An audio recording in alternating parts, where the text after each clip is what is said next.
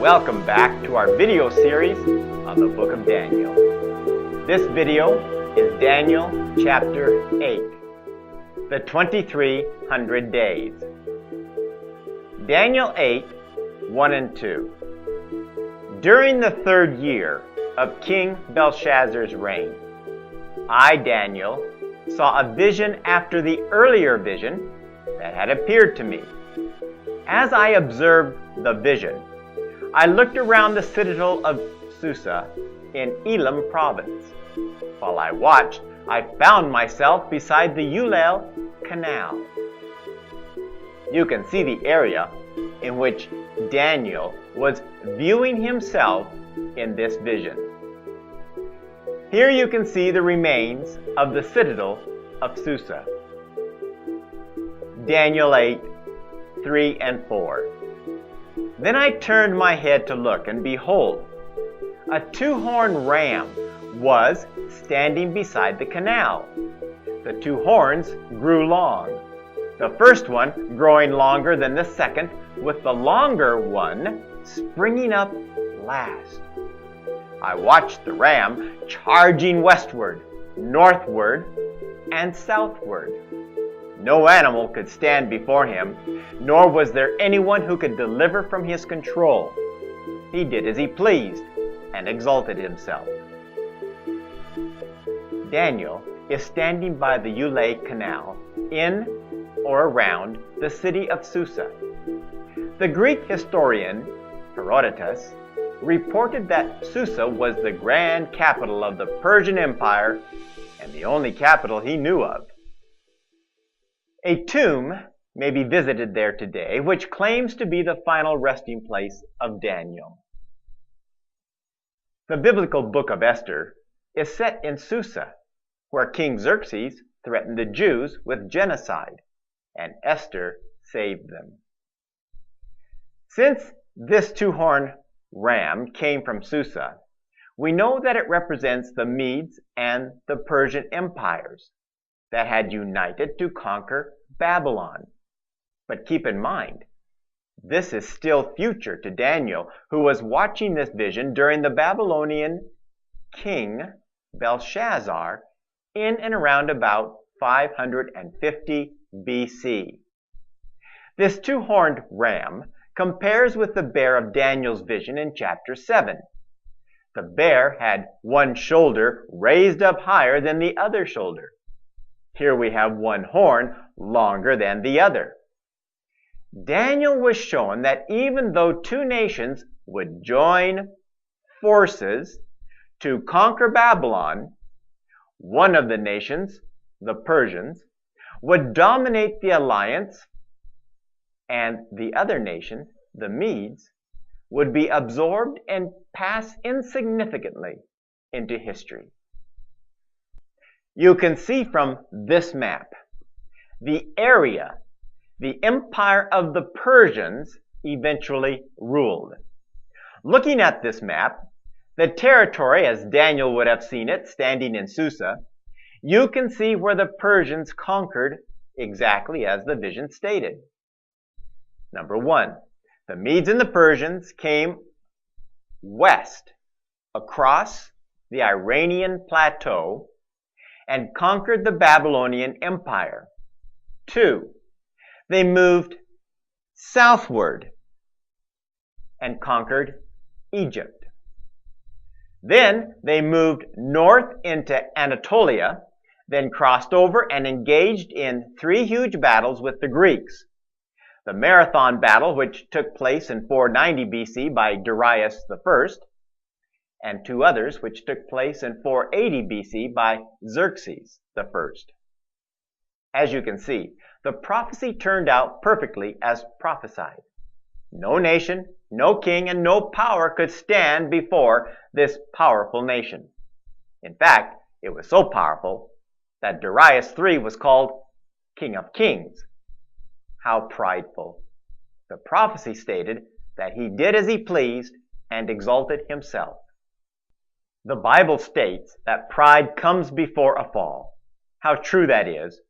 We need to learn from the Old Testament history that God raises up the meek and lowly, while he humbles and destroys the arrogant and prideful.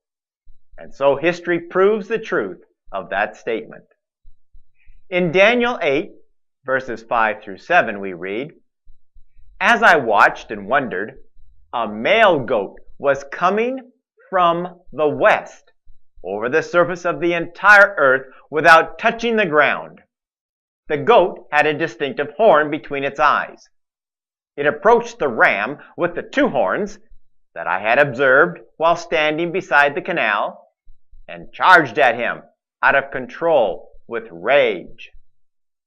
I saw it approach the ram, overflowing with fury at him, and run into him with the full force of its strength.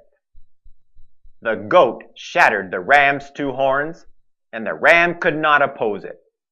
So the goat threw him to the ground and trampled him. No one could rescue the ram from its control." This male goat, coming from the west, represents Greece. Alexander the Great is represented by the large or distinctive horn between the eyes. Alexander moved so rapidly over the face of the earth that the prophecy has him moving without touching the ground. Alexander accomplished something very magnificent. He conquered the then known world in 10 years. Everything from the Balkans through Greece, across what we call today Turkey, Iraq, Iran, Afghanistan, Pakistan, and up to India. Then on down through Palestine and into Egypt. The prophecy goes on to say, "I saw it approach the ram, overflowing with fury at him, and run into him with the full force of its strength. The goat shattered the ram's two horns, and the ram could not oppose it."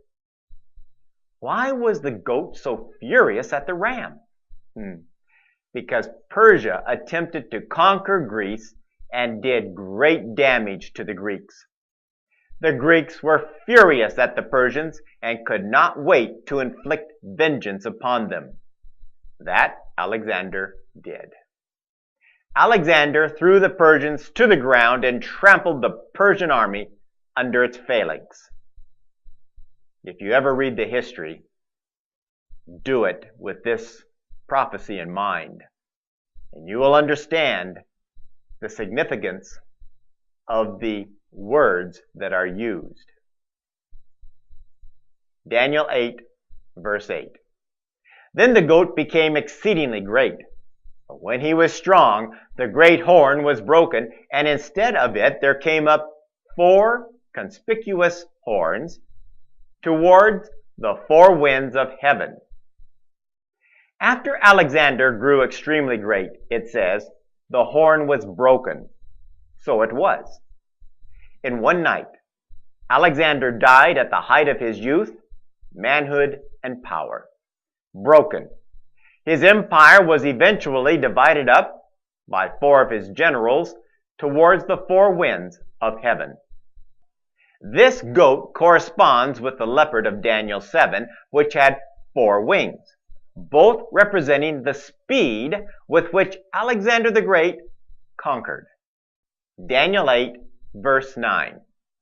"And out of one of them came forth a little horn, which waxed exceeding great toward the south, and toward the east, and toward the glorious land." "Out of one of them" refers not to the horns, but to the 4 winds of heaven. Out of one of the 4 winds of heaven came another little horn. This horn was the Roman Empire.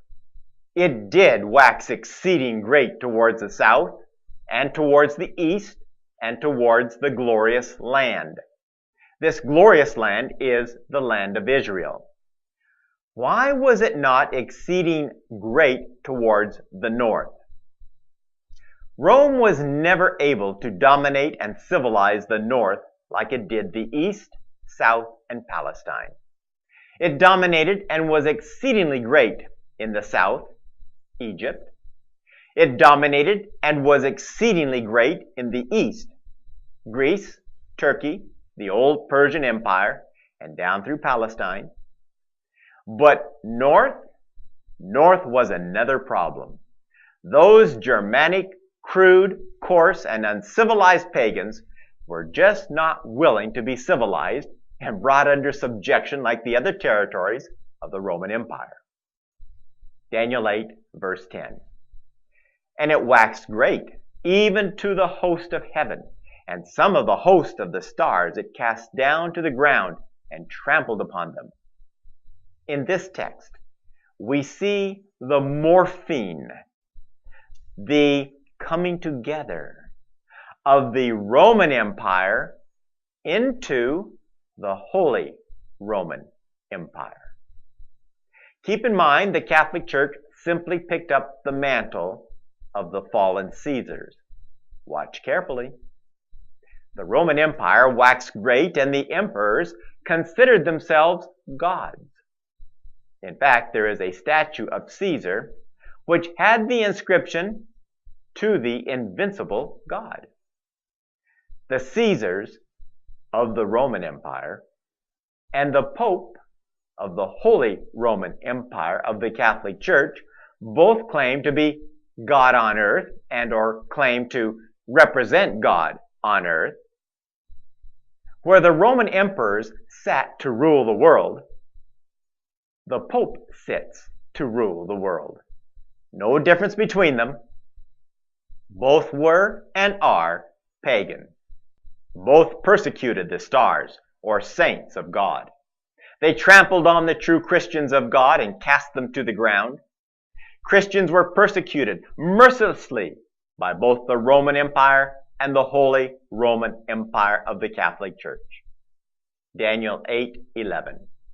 Yea, it magnified itself, even to the prince of the host, and it took away from him the continual burnt offering, and the place of his sanctuary was cast down. Understand this text. It is very important. It magnifies itself. Please be aware of how much the Catholic Church magnifies itself and the Pope. It even puts the Pope above Jesus, the Prince of the Host. How? By saying that the Church has the right to change the laws of God, which it has done, and to interpret the Bible as it sees fit.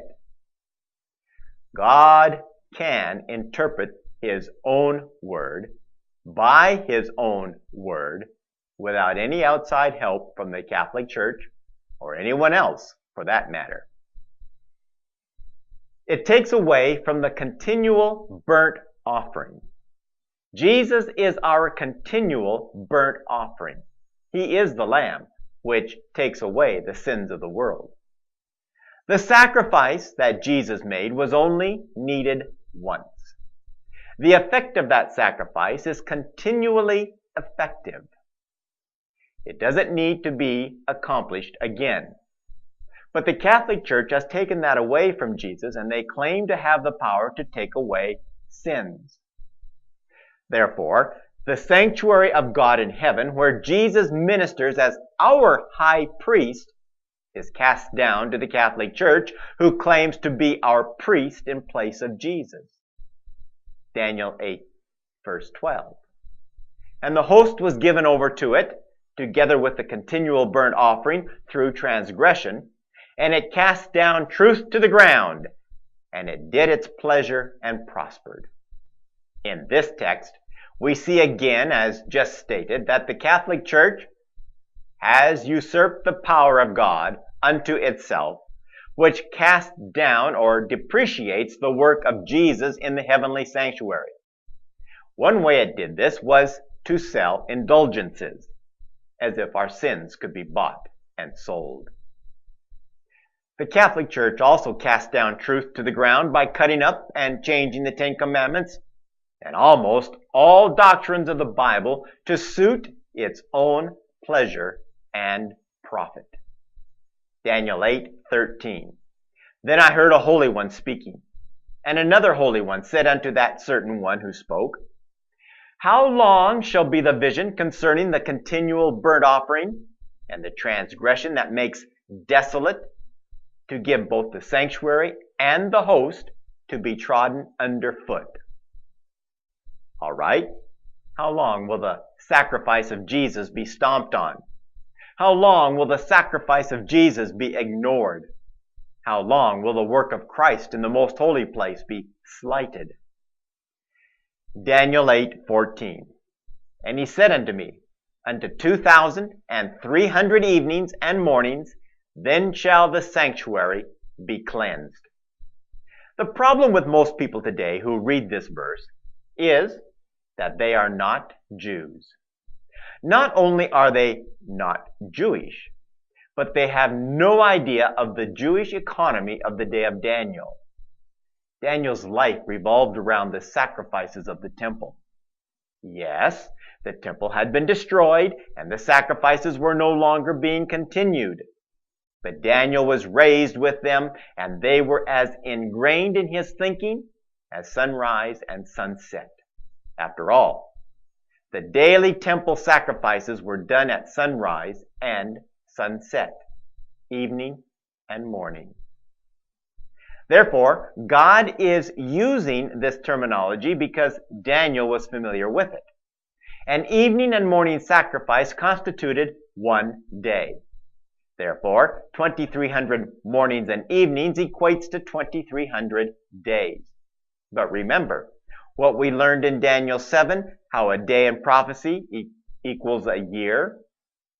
Therefore, even though Daniel saw the name and power of God being trampled on and his truth being thrown to the ground, we are told that after 2,300 years, something would happen to bring attention back to the heavenly sanctuary, and the sanctuary would be cleansed. This cleansing can be discovered in our Bible studies and videos at www.jcpm.com. Why is God using temple symbolism? Up to this point in Daniel, all the dreams and visions were about worldly kingdoms and worldly power. Daniel 2 was a vision given to Nebuchadnezzar about the statue which showed the king that there would be other nations to rule after his. It was to keep the king humble and respectful of God.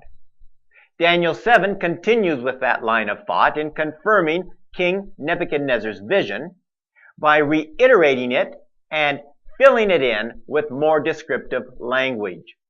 Remember, the Bible tells us that everything must be confirmed by 2 or 3 witnesses. God is simply complying with his own mandate. But from Daniel 8, the 9th and 10th verses, we see a subtle shift from worldly power and kingdoms to spiritual power. From that point on, a truly worldwide spiritual battle would be engaged, which included heaven. Therefore, it was truly universal in its scope.